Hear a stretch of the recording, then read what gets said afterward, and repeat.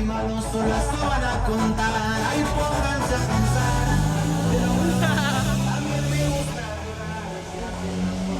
went to high school with a lot of amigos. My name is Haleen, and I am a documentary filmmaker. Last year, I was approached by Elemental and California Strategic Growth Council to go into frontline communities and investigate how they're building resiliency. I think that the city failed the people. Giving community residents a seat at the decision-making table. We want to be heard. Resiliency for me is us not just be able to survive, but to thrive. What transforms a place? For me, the hood is like a real place of community. If you go into deep East Oakland and get involved with any work around community planning, you'll probably come across the hood planner. That's Keita Price. So with it, I'm Keita Price, deep East Oakland native, the hood planner. Keita has been on the forefront of community-led development piloted in East Oakland. Oakland, you feel me? Mecca of the Black Panthers. Panther Cubs. Self-determination is like bred in us. Deep East Oakland is considered pretty much everything from east of 73rd. And in our eyes, it's the area that's been most divested in.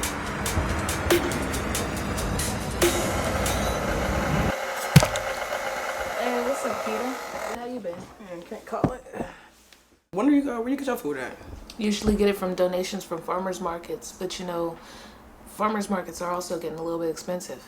Food just costs hella much.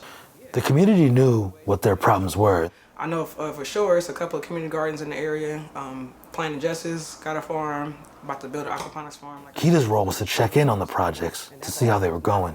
We, the community, always point fingers at the city, but I feel like to some extent, as a hood planner, I want to hold accountability to the community as well. I'm gonna go help over there and plant some trees and make sure the spacing is good. Through a revolutionary program called Transformative Climate Communities, or TCC, Keita and her community have the opportunity to implement projects that would help the people of deep East Oakland and build that resiliency. Yes. There's another side to this coin of community-empowered development. I picked up Randall Winston, and we drove over to the state capitol building. So do you have any initial thoughts, like being here and looking at that? It's where the action happens. The battles were fought. You know, it took a village to get that legislation to pass. Randall is a policy fellow at Elemental Accelerator and former executive director at California Strategic Growth Council, where he led the vision for the Transformative Climate Communities program. Well, it's been a while. As a part of his fellowship, he is working to scale this model to other cities, states, and federal agencies. Councilmember.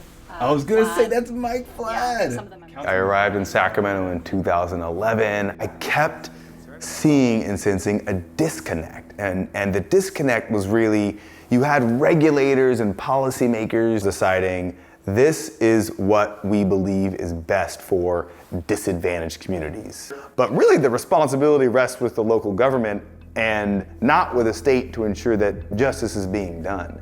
And that was my concern. How could we create a bottom-up process that puts the tools of decision-making in the hands of those with the lived experience? You had legislators in Sacramento who were very skeptical that we'd see any kind of improvement in those places.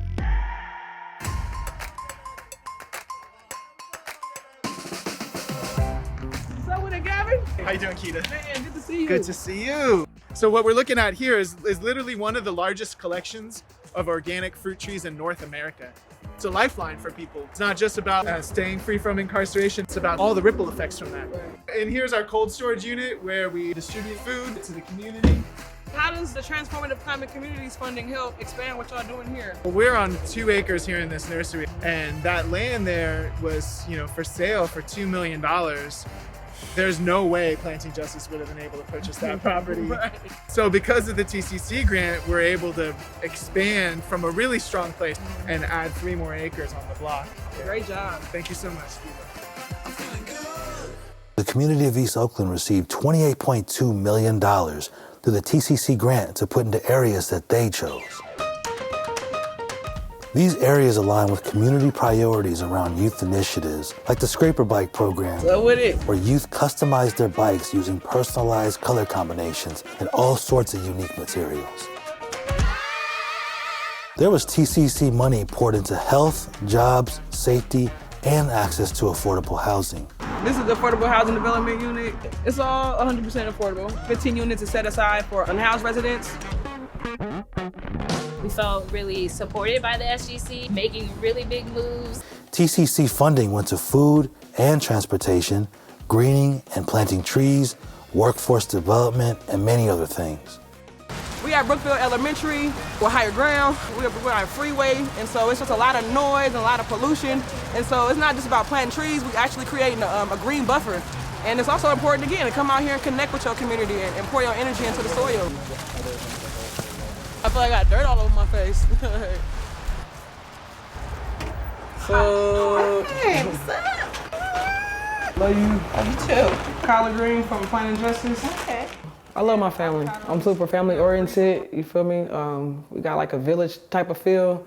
You know, we all got a tatted family first, everybody, uncles to the aunties. Got my brother YM, got shot in San Francisco to gun violence. I've lost a lot of people in my family. So yeah, learning to overcome that, this community work have helped me as a place of healing. Yeah, I don't think people realize what we have in our own backyard. It's not easy work, it's passionate work, it's love work. It can become tiresome, especially on the community end, because there's a lot of heartfelt pain, real vulnerability, real everything. And then yeah, you gotta like open that, and then the staff person go home, they can care or not, and then you still got all of this. So, yeah, that's the best way I can put it without lightweight getting, yeah. Yeah, appreciate that. Yeah, sometimes it get raw and it get real, and that's what planning is, or whatnot. We can reset. Another question. Even with all the promise and success, I was starting to see the growing pains of this new mode of community development and the trust required to build a new resilient future. I want to make government work for people, for everyday people. When the legislation passed, I think I'll say, were euphoric. But that really was only half the battle. We asked everyone to attend a community meeting at St. Rest Baptist Church in West Fresno. Welcome, Mr. Winston. To convey the message and convince the community. And I've never seen somebody take as many hits. Southwest Fresno has a history of not getting the money.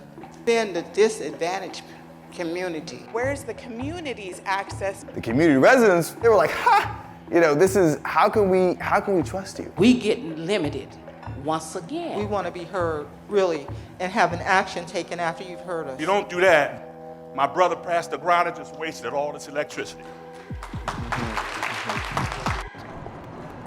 Community meeting by community meeting, town hall by town hall, slowly building trust.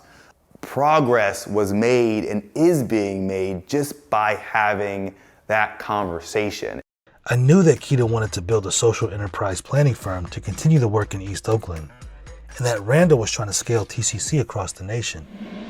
So I decided to bring Randall, Keita, and Kanita together to meet for the first time. Hey, how you pleasure doing? To finally meet you both. Hey, How you yes, doing? good to see you. Good. You too. Got something for you. This Oh. is, yeah. Nice. This is some soil from the MLK shoreline, just to show a little bit of beauty from our community. This is dope. This is dope. This is That's like Kanita. She's like, it's like a plant. I know. You see that? I'm sorry. I'm tripping. Thank you so much. Yeah, you're welcome. Keita shared with Randall her visions of the future, visions that are currently at risk, especially if communities are not given a seat at the table in the same way that TCC has afforded them. TCC really allowing us to be flexible and, again, take opportunities into our own hands.